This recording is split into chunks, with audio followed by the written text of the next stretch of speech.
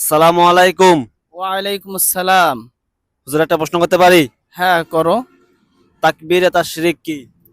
তাকবীরে তাশরিক হলো আল্লাহু আকবার, আল্লাহু আকবার, লা ইলাহা ইল্লাল্লাহু, আল্লাহু আকবার, আল্লাহু আকবার, ওয়ালিল্লাহিল হামদ। এটা প্রত্যেকটা মুসলমান 23 ওয়াক্ত নামাজে, ফরজ নামাজের পরে পড়া ওয়াজিব।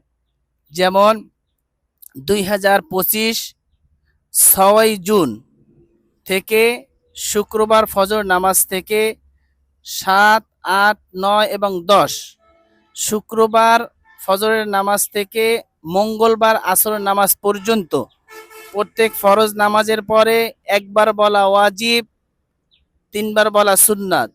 পুরুষেরা জোরে বলবে, মহিলারা আস্তে বলবে। যদি কোনো ব্যক্তি ভুলে যায় নামাজ পড়ার পর, যখন তার স্মরণ আসবে তখনই এই তাকবীরে তাশরিক আল্লাহু আকবার, আল্লাহু আকবার, লা ইলাহা ইল্লাল্লাহু, আল্লাহু আকবার, আল্লাহু আকবার, ওয়ালিল্লাহিল হামদ বলবে। মাশাআল্লাহ, শুকরান।